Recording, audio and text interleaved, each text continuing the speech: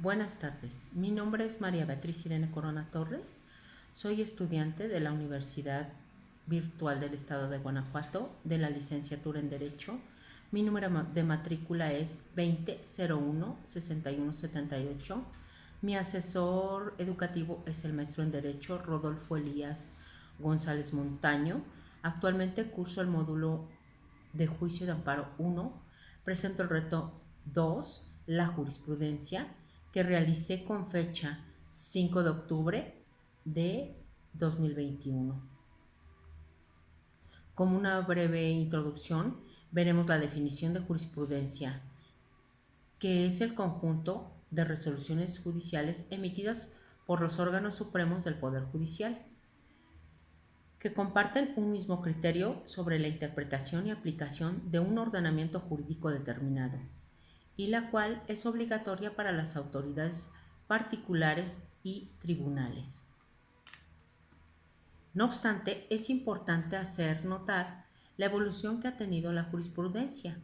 ya que hoy en día tiene alcances mucho mayores a los establecidos inicialmente. Ahora bien, daremos paso a las respuestas de las preguntas solicitadas en este reto. Pregunta número 1. Respecto al caso número 1, señala qué método de integración se utilizó para la creación de dicha jurisprudencia. Con relación al caso número 1, el método de integración utilizada es procedentes obligatorios, de acuerdo a la nueva reforma a la Ley de Amparo, publicada el 6 de junio de 2021, en donde se establece que las razones que justifican las decisiones contenidas en las sentencias que dicte el Pleno de la Suprema Corte de Justicia de la Nación, cuando sean tomadas por mayoría de 8 votos o por las salas, cuando sean tomadas por mayoría de 4 votos, constituyen procedentes obligatorios para todas las autoridades jurisdiccionales de la Federación y las entidades federativas, es decir, constituyen jurisprudencia. En el caso de esta jurisprudencia, es emitida por la Suprema Corte de Justicia de la Nación. No obstante, la Ley de Amparo Reglamentaria especifica en el artículo 223 la jurisprudencia por reiteración de las salas de la Suprema Corte de Justicia de la Nación se establece cuando se sustente un mismo criterio en 5 sentencias no interrumpidas, por otra en contrario, resueltas en diferentes sesiones por una mayoría de cuando menos 4 votos. Sin embargo, cabe hacer mención que con las reformas de los artículos 222 y 223 de la Ley de Amparo Reglamentaria, desaparece el sistema de justicia por reiteración de criterios, dando origen a la jurisprudencia por procedentes obligatorios, lo cual solo es aplicable para la Suprema Corte de Justicia de la Nación. Respecto al caso número 2, identifica cuáles son los razonamientos para que las jurisprudencias 1A diagonal J 93 diagonal 2013 10A fueran sustituidas por la jurisprudencia 1A diagonal J 78 diagonal 2018A emitida por la primera sala de la Suprema Corte de Justicia de la Nación. En este caso, la jurisprudencia está establecida en la Ley de Amparo Reglamentaria en el artículo 225, que a la letra dice: la jurisprudencia por contradicción se establece al dilucidar los criterios discrepantes sostenidos entre las salas de la Suprema Corte de Justicia de la Nación, entre los plenos de circuito o entre los tribunales colegiados de circuito en los asuntos de su competencia, lo cual permite cambiar un criterio jurídico para sustituirlo por otro, incluso en sentido contrario, de tal forma que, respecto a la sustitución de la jurisprudencia anterior, se tiene como criterio discrepante lo siguiente: la citación del investigado a la audiencia inicial es improcedente el juicio de amparo. Toda vez que lo emitido por la jurisprudencia 1A diagonal J 93 2013 10A es contrario a lo citado en la actual jurisprudencia 1A diagonal J 78 diagonal 2018 10A, emitida por la primera sala de la Suprema Corte de Justicia de la Nación, la cual determina que el auto que ordena la citación del imputado a la celebración de dicha diligencia constituye un acto de imposible reparación que afecta a su derecho sustantivo a la libertad deambulatoria, por lo que en su contra procede el juicio de amparo indirecto. En este contexto podemos ver que la primera jurisprudencia se cuarta el derecho deambulatorio de la persona llamada a citación, lo cual está referido en la Constitución Política de los Estados Unidos Mexicanos en el artículo 14, párrafo primero. Nadie podrá ser privado de la libertad o de sus propiedades, posesiones o derechos, sino mediante un juicio seguido ante los tribunales previamente establecidos, en el que se cumplan las formalidades esenciales del procedimiento y conforme a las leyes expedidas con anterioridad al hecho. Lo anterior es un criterio relevante que crea una pauta para solucionar dicho conflicto, ya que no es lo mismo una situación de citación a la cual es una resolución dictada por un juez o un tribunal a presentarse ante un juzgador con día y hora determinada, que la detención, la cual es una medida cautelar de la privación temporal de la libertad ambulatoria de la persona. Respecto a los casos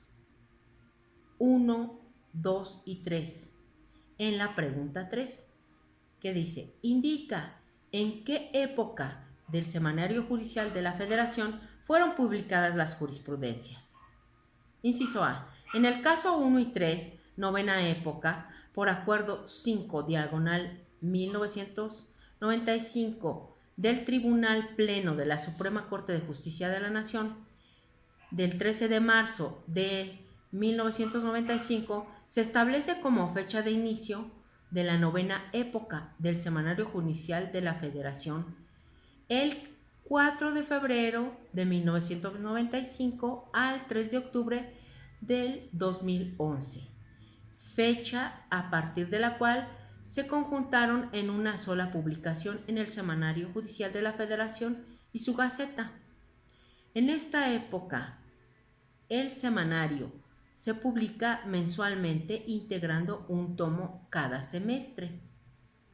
Inciso B. Caso 2. Pertenece a la 10ª época.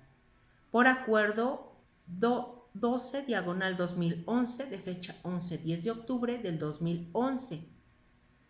en donde el Pleno de la Suprema Corte de Justicia de la Nación estipuló el inicio de la 10ª época del Semanario Judicial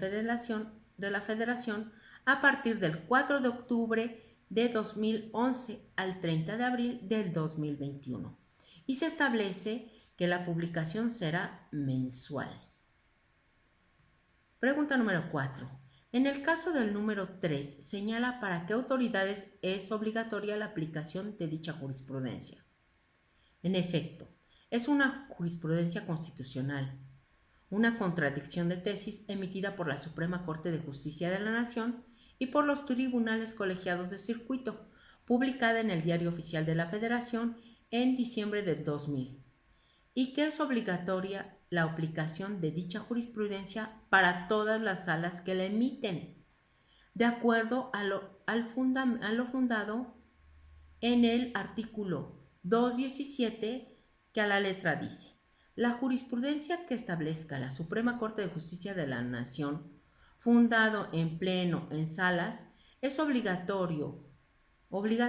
para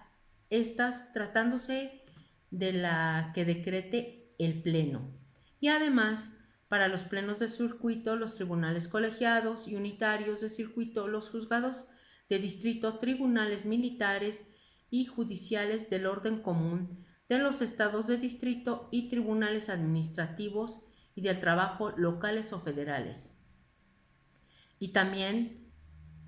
en lo fundamentado en el artículo 226, fracción 1, 2 y 3 de la Ley General de Amparo, Reglamentaria de los artículos 103 y 107 de la Constitución Política de los Estados Unidos Mexicanos. De ahí que es obligatoria la publicación de ahí que es obligatoria la aplicación de la jurisprudencia para los plenos de circuito, los tribunales colegiados y los unitarios de circuito, los juzgados de distrito, tribunales militares y judiciales del orden común de los estados de Distrito Federal y tribunales administrativos y del trabajo, locales y federales. Pregunta número 5. En el caso número 1, identifica si se cumple con el requisito establecido en el artículo 223 de la Ley de Amparo respecto a los votos que deben emitirse por su aprobación. A este respecto, el caso sí cumple con los requisitos establecidos, tal y como lo establece concretamente la Ley de Amparo en vigor en su artículo 223, en donde prevé que la jurisprudencia por reiteración de las Salas de Suprema Corte de Justicia de la Nación se establece cuando se sustenta un mismo criterio en 5 sentencias, no interrumpidas por otra en contrario, resueltas en diferentes sesiones por una mayoría de cuando menos 4 votos. De tal forma que dicha jurisprudencia es establecida por la Suprema Corte de Justicia de la Nación, los tribunales colegiados de circuito y es sustentada por unanimidad de 4 votos, en su mismo criterio en 5 sentencias no ininterrumpidas por en contrario, lo cual hace que cumpla con el requisito establecido. Conclusión. La jurisprudencia es un concepto clave del ejercicio jurídico, ya que permite la formación de criterios jurídicos necesarios para los jueces. Es particularmente importante entre la necesidad de tomar decisiones que no figuren en la ley escrita. La jurisprudencia, en su concepción actual, es integradora de derecho. Entonces, desde el punto de vista de legalidad, esto es por lo que la jurisprudencia se vuelve importante y de suma utilidad, para definir de qué manera se puede resolver la aplicación de una norma. Asimismo, la jurisprudencia se sustenta sobre la constitucionalidad de la ley. Por esa razón, es ahí donde radica la importancia de la jurisprudencia,